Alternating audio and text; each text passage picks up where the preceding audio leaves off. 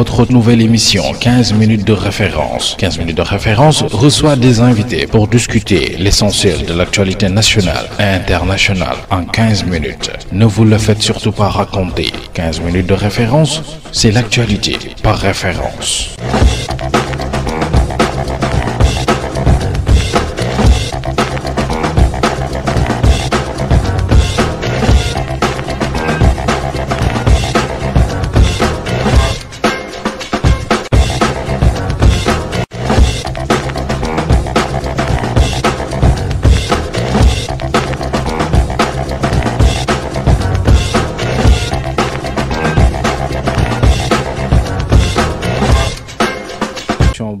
xamante ni lépp lay waxtaane dina waxtaane léeg-léeg politique léeg-léeg ñu dugg ci wàllu économie koom-koom léeg-léeg sax ñu dugg ci wàllu sport ba ci sax culture mbatit ñu am mbégte lool ci numéro yi jàll gis ngeen ni mu tëddee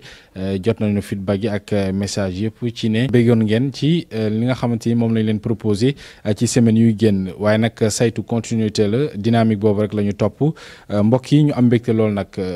génnaat bu baax a baax ñëw fii ci fi nga xamante ni moo di rek ci Zac Mbao nag bu ñu fi ñëwee dañu fee fekk si ki nga xamante ni moom moo di rek Samba Tall Sarr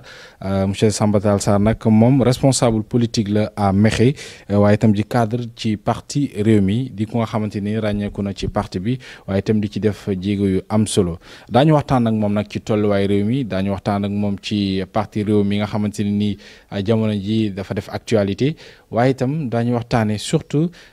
ci domaine bi nga xamante ni ci lay yëngu muy wàllu pétrole beeg gaz beeg ak surtout ressources naturelles lépp rek ci seen biir émission saytu laataa nag ñu koy faram-fàcce dañu koy jox kàddu gi mu nuyoog téléspectateurs yi ñi ne biti réew Afrique ci sous-région bi rawatina fii ci réew Sénégal su ko defee ñu dugg ak moom nag ci biir liggéey bi monsieur Samba Tall Sarr ñu ngi lay nuyu. maaleykum salaam Mohamed maa ngi lay ziar bi gën a tedd ci ziar yi di nuyu seen téléspectateurs yi nekk Sénégal et en dehors du Sénégal. donc vraiment di ñaan yàlla waxtaan wi ñu tàmbalee ko bisimilahi rahmaani rahim eggalee ko ci alhamdulilahi rabil alamin di ñaan tamit bu ko nit ñi déggee jëlee ci njariñ jëfe ko parce que loolu rek moo ñu soxal di ñaan yàlla aussi moom mi borom sutura mu def ci sunu réew sutura sunu borom dimbali ñu aussi ba li ñu tënk ñun muy politique pure et dure yàlla tënkuñu ci musal ñu ci politique politicienne loolu rek moom moo am solo parce que ñun dañu dugg ci politique uniquement pour jariñ sunu réew te jariñ sa réew dama yaakaar ni bokk na ci jaamu yàlla kon loolu rek moom mooy l'essentiel bi donc di la wax dalal ak jàmm. jërëjëf monsieur Samba Tall Sarr nuyoo bi matale na laaj bu njëkk comme d'habitude am nañu habitude di ko laaj sunu ay invité muy buñ doon laajte kan mooy Samba Tall Sarr lan la ñuy wax xam naa wax ci sa bopp dina xaw a jafe lool waaye buñ doon defal portrait kan mooy Samba Tall Sarr lan nga ñuy wax pour téléspectateurs yi ñuy suivre. waaw Samba Tall Sarr benn waay la rek boo xamante ni jàpp na mu ngi góorgóorlu lu ma mën def ci mbaax ci kaw àdduna di ko def parce que dana yaakaar ni yàlla dañoo wàcc ci kaw àdduna pour ñu servir àdduna bi donc sant yàlla macha allah bi ñu yàlla bàyyi ak sunu xel bu loolu jàllee damay wax ni man doomu Ngaye Mékhé laa fa laa juddoo fa laa màggee fa laa jàngee ba génn fa. yàlla dimbali ma may dem ci samay cursus professionnel di dem ba à un moment donné ma jàpp ni war naa bokk ci sénégalais yi nga xam ni dañu war a jariñ seen réew. tey jàpp nañu it ni pour nit jariñ réew da nga war a jàpp ni da nga war a militer ci parti politique. c'est pas parce que da ngay dugg ci politique da ngay def politique politicienne mais da ngay dugg ci politique pour def politique pure et dure parce que liñ ma jàngal ma xam ko man nàmpatal ko mooy ko ni politique. képp kuy wax luy yokk ab gox ab dëkk am réew loolu mooy politique pure et dure kon loolu du lu aram au contraire dafa sax baax moo gën nga croiser les bras loolu moo tax ma toog xoolaat seggaat xool parti yépp ba ma gis ki nga xamante ni sama référence la ci politique muy le président Idrissa Seck ma jël partem milité ci biir. d'accord dinañ ci ñëwaat defal nga ñu parcours bu xaw a bref waaye am na solo ban instance nga toog daal ne comme que bëgg naa jariñ sama réew daal il faut que ma milité ci parti nga toog daal xalaataat ko ne man daal foog ma politique te politique boobu réew mi moo ma ci doy ci ban période nga ko toog xalaat ak lan moo sababoon lan moo la poussé woon à ce que nga jël dogal bi ni mel. jërëjëf Mohamed loolu dinaa sawar ci tontu ci. jamono boobu maa ngi logé Bargny nekk ci benn entreprise je ne veux pas faire de publicité bi ma logé Bargny ma toog gis ni réew mi di doxee bi ma xoolee xoolaat xam ne il faut ma dugg ci arène politique bi ci laa ni la léegi ma def sama choix xool candidat yi fi nekkoon d'alors ma xool xam ni de 1960 à nos jours j'ai vu quelqu'un boo xamante ni moom rek moo fi mës a indi croissance Sénégal 6,7 te muy dëgg sénégalais yi yëgoon ko ci seen bopp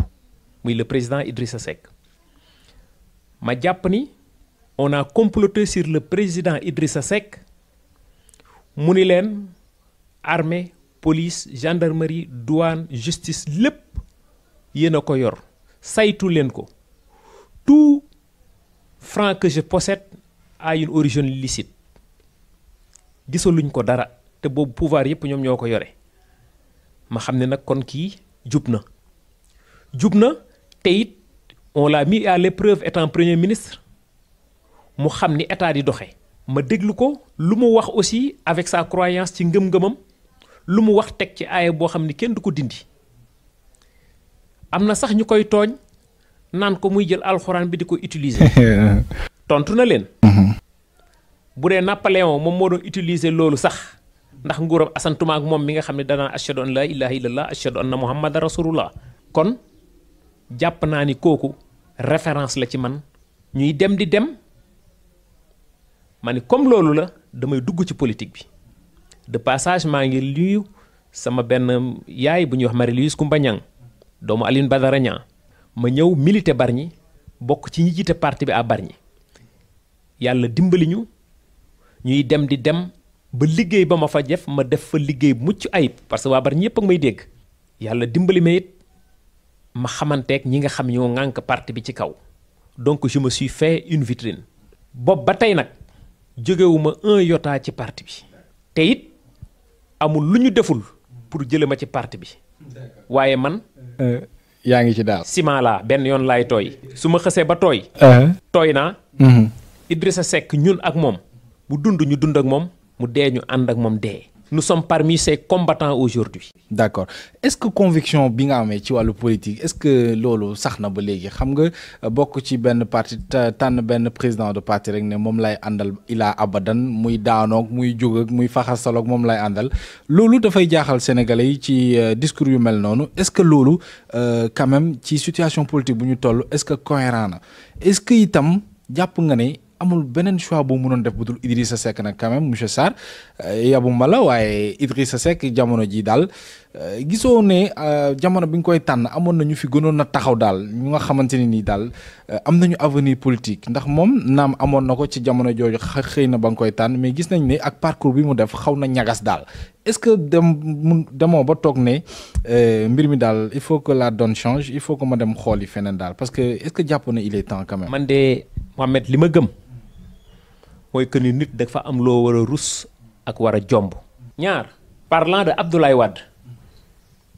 Idrissa Seck éthique laa xam ci moom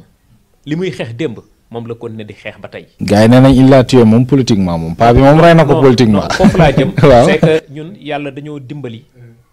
ba ci réew mi ku wax nga naw ko ci waxam ku jëw nga naw ko ci jëfam yàlla moo ñu mooñaale loolu yàlla na jëm kanam. parce que loolu la ñu yore réew dal da cee baax. absolument. Abdoulaye Wade ak Idrissa Seck l'a dit ouvertement su ma juumulee ci benn plateau TFM benn midi je ne sais pas benn 11h tous les Sénégalais di déglu sëñ Saliou Mbacké mu tedd mi ni ko fii nga toog la Abdoulaye Wade toog Abdoulaye Wade jóge foofu dem ci sëñ Mansour mu tedd mi mu boole kook Al Amin. nit da nga am kilifa su bañoon déglu waxu ñooñu ñu ne kii amul kilifa. waaw ndax sëñ Saliou ñaan na ko mu bañ. waaw quand même. sëñ Mansour ñaan na ko mu bañ mu nangu loolu Abdoulaye Wade boobu ngay wax moom moo ne ko moo jël Abdoulaye Wade boobu ngay wax moom moo ñëwaat ne ay la yéwén dañ ma boole ak moom mais xool naa xoolaat jëlul dara. kon ñun yàlla nañu yàlla musal ci politique politicienne. sàng ba léegi yaa ngi koy tudd ci la ñu bëgg a ñëw ndax da nga jàpp ne Sénégal ni ñuy politiquer quand même il faut que ñu xoolaat ko parce que souvent wax lu dul dëgg wala itam njuuj njaaj wala sax defal sa morom dëgg sërëx yooyu la ñu tàmm di gis ci sunu woy politique yi. alors ci sa ubbiteeg discours ba léegi yaa ngi tudd discours politique politicienne wala politique pure et dure. alors ndax politique politicienne bi daf la xaw a tourmenté ban jàngat nga ci am surtout au niveau du Sénégal nga xam te sénégalais yëpp weddi nañu daanaka booy xool politique yi ci ndax la ñuy doxal. soo déggee ma ciy ñëw di ci ñëwaat parce que ñun dañu am concept au niveau de réew mi dañoo jàpp ni ñun ñi fa nekk tey nous faisons de la politique pure et dure chacun de nous dafa nekk ci branche de compétitivité am di ñafe laay fam maanaam di ñafe adunaam di daan dooleem nit ki li ngay am di koy bu sa kër yaa koy ñafeel sa bopp du looy fen ngeen baal ma ci terme bi du looy wuruj du looy lijjanti da nga ko war a am en toute honnêteté. tigi soo tëddee nelaw quitte avec ta conscience. loolu d'abord moo war a nekk nit ki te loolu tey moom moo nekk au sein de réew mi de passage maa ngi nuyu le docteur Abdourahmane Diouf moom laa doon dégg mu naan nous ne sommes pas des politiciens professionnels chacun de nous est dans sa branche de productivité et essayer après d'être le meilleur en politique. loolu moom yàlla defal na leen ko ku ci nekk cadre parti politique yi am nga sa liggéey bopp te macha allah gis nañ ne yéen a ngi koy doxal bu baax a baax mais doguma la foofu est-ce que jàppoo ne quand même li ñuy wax réew mi yëpp avec à sa tête Idrissa Seck quand même xaw leen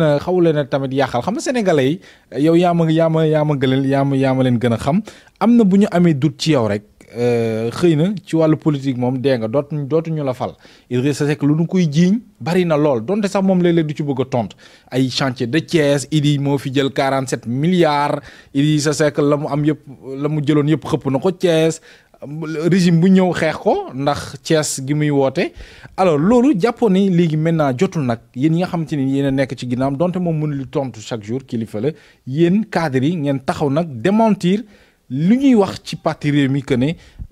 vraiment ñoom ñoo jël lii ñoo jalgati lii ñoom dañuy njuuj njaaj ay dañuy def ay pexe yooyu est-ce que jotul ngeen waaw. tey jii man je ne suis pas juriste mais aucune loi n'est rétroactive Idrissa Seck avec les chantiers de Thiès c'est la justice sénégalaise moo ko jël jugé ko setal ko kooku justice su Sénégal mënu cee ñëwaat kooku mooy benn. deuxièmement dafa créer lu extraordinaire muy les grappes de convergence 44 44 mu ne chaque année ñu dem benn région defe ko fa ñu réussir ko Thiès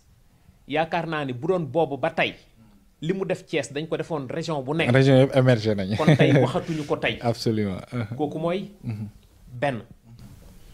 nga laaj ma ni ma tey ci biir parti bi ñu nekk xam nga soo dégg man la ci biir parti bi ñu nekk ñun dañ koy tiitaroo ñii ne nañ 70 milliards ñii 75 milliards ñii 80 milliards ñii 40 milliards ñii 16 comptes bancaires gis nañ fi bu ne dégg nañ fi bu ne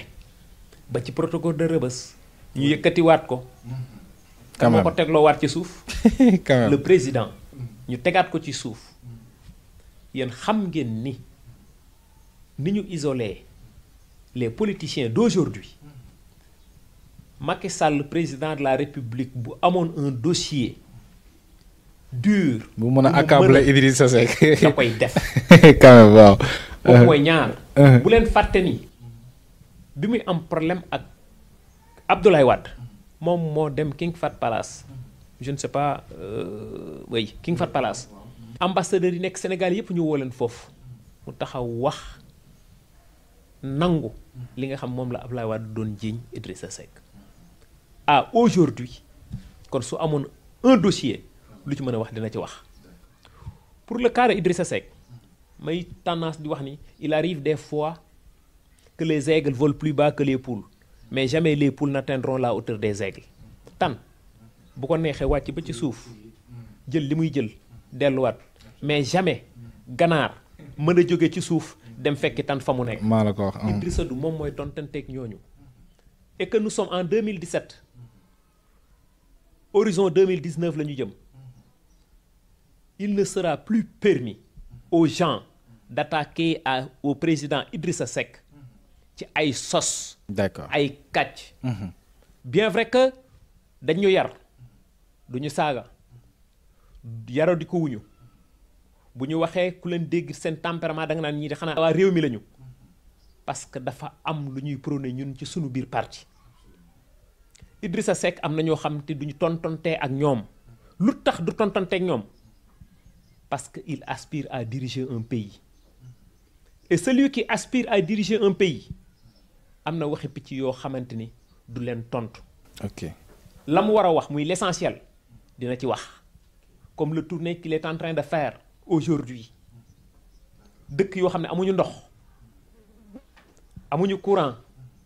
amuñu dispensaire amuñu ay yoon amuñu ay école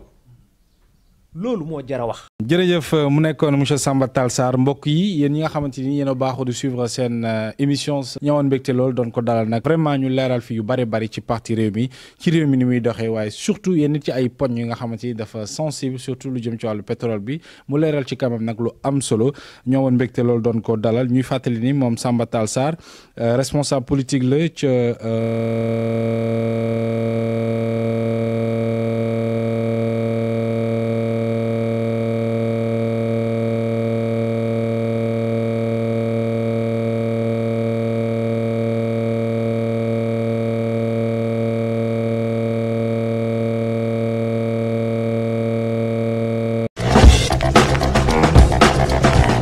Votre nouvelle émission 15 minutes de référence. 15 minutes de référence reçoit des invités pour discuter l'essentiel de l'actualité nationale et internationale en 15 minutes. Ne vous le faites surtout pas raconter. 15 minutes de référence, c'est l'actualité par référence.